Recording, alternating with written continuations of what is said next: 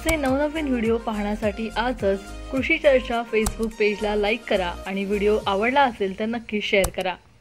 नमस्कार, मी पंजाब डक हवामान अभ्यासक मुक्काम पोस्ट गुगळी धमंगा तालुक्यातील जिल्हा परभणी। आज आहे 14 सप्टेंबर 2024। आजपासून तर परत शेतकऱ्यांसाठी आनंद देणार आहे, कारण की शेतकऱ्यांसाठी खास ही आनंदाची बातमी, कारण की शेतकऱ्याचं सोयाबीन आणि उडीद काढणी चालू आहे आणि काही शेतकऱ्याला कांदा रोप टाकायचे, तर त्यांच्यासाठी खास करून आनंदाची बातमी, कारण की आता म्हणजे आज 14 पासून ते 20 तारखेपर्यंत हवामान कोरडं राहणार आहे, कडक सूर्यदर्शन राहणार आहे, म्हणून हे आनंद लक्षात घ्यायचा। मग परत सर्व शेतकऱ्याला सांगू इच्छितो, तुम्ही काय करा, ह्यामध्ये 5 ते 7 दिवसांमधून ज्यांचं सोयाबीन काढणी चालेल त्यांना काढून झाकून ठेवा, कारण की त्याच्यानंतर 21 सप्टेंबर ते 2 ऑक्टोबरच्या दरम्यान त्या 10 दिवसाच्या काळामध्ये राज्यात मुसळधार पाऊस पडणार आहे, म्हणून हा अंदाज लक्षात घ्यायचा। परत राज्यात 14 ते 20 सप्टेंबर दरम्यान हवामान कोरडं राहणार आहे। ज्यांचं सोयाबीन उडीद काढायचे आले असेल तर तुम्ही 20 तारखेपर्यंत काढून घ्या आणि झाकून ठेवा। परत कांदा रोप टाकण्यासाठी 20 पर्यंत हवामान कोरडं राहणार आहे, म्हणून ही देखील त्यांच्यासाठी आनंदाची बातमी। पण राज्यात 20 सप्टेंबर ते 2 ऑक्टोबर दरम्यान जोरदार पाऊस पडणार आहे। त्यामध्ये तुम्हाला एक सांगू इच्छितो, तो पाऊस काय होणार आहे, लातूर जिल्ह्याचं जे मांजरा धरण आहे ते भरलेलं नाही, त्याचे कॅचमेंट एरियात पडणार आहे, त्याच्यामुळे मांजरा धरण देखील भरणार आहे, म्हणून लातूरकरांसाठी आनंदाची बातमी। त्याच्यानंतर येलदरी धरणाचा जे कॅचमेंट एरिया म्हणजे पाणी जिथून आवक होते त्या बुलढाणा तिकडच्या भागामध्ये पाऊस पडणार आहे, त्याच्यामुळे येलदरी धरण देखील भरून जाणार आहे। त्याच्यानंतर माजलगावच्या धरणाच्या जी कॅचमेंट एरिया तर बीड जिल्ह्याकडे तिकडे पाऊस पडणार आहे, त्याच्यामुळे माजलगावचं देखील धरण भरून जाणार आहे।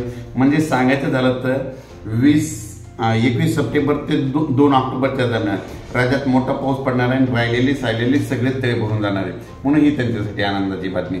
परत राज्यामध्ये तुम्हाला एक सांगू इच्छितो की ह्या महिन्यामध्ये 23, 24, 25 सप्टेंबरचा मोठा पाऊस पडणार आहे। पुढच्या महिन्यात जर सांगायचं झालं तर शेतकऱ्याला म्हणजे बऱ्याच शेतकऱ्यांचे मला मेसेज आले की पुढच्या महिन्यात पाऊस आहे का नाही, तर तुम्हाला एक माहिती म्हणून तारीख एक सांगतो, म्हणजे पुढच्या महिन्यामध्ये दसऱ्यामध्ये 7, 8, 9 ऑक्टोबरला पाऊस पडणार आहे, म्हणून ही एक पाऊस येण्याची तारीख लक्षात घ्या।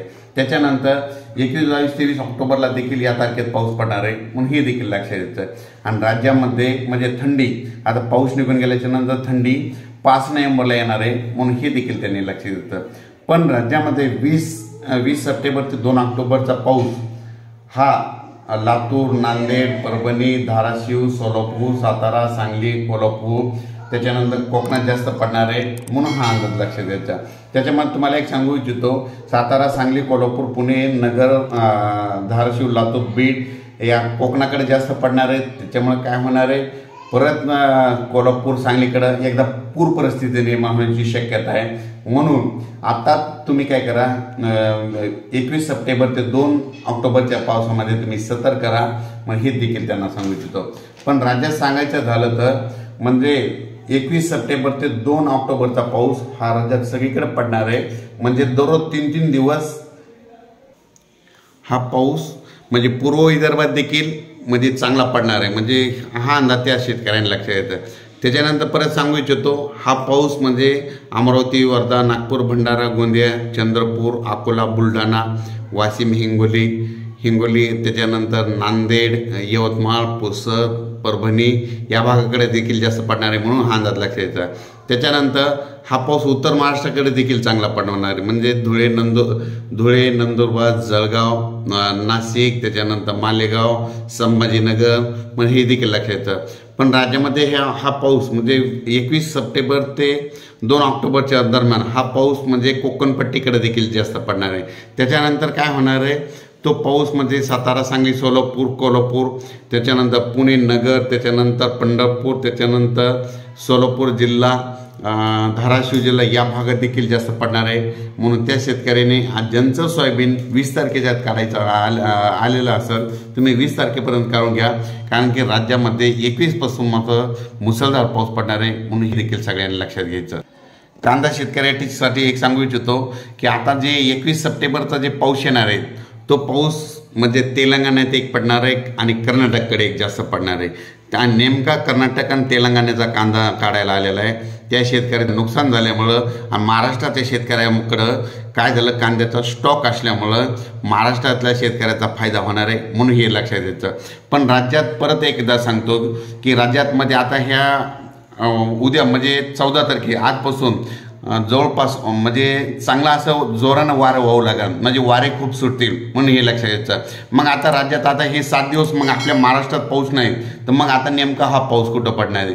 तर सांगायचं झालं तर आता ह्या म्हणजे 14 तारखेपासून 19 तारखेदरम्यान राज्यामध्ये आता हा पाऊस झारखंड तसेच त्याच्यानंतर मध्य प्रदेशकडे जाणार आहे, झाशी कोटा, त्याच्यानंतर हा पाऊस राजस्थानकडे जाणार आहे.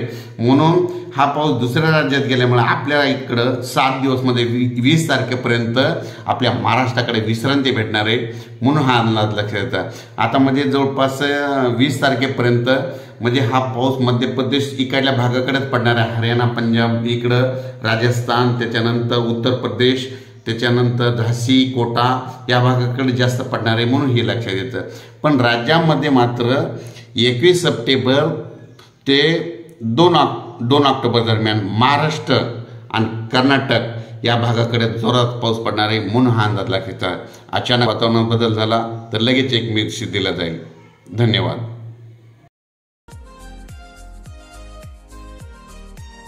असे नवनवीन व्हिडिओ पाहण्यासाठी आजच कृषी चर्चा फेसबुक पेजला लाईक करा आणि व्हिडिओ आवडला असेल तर नक्की शेअर करा.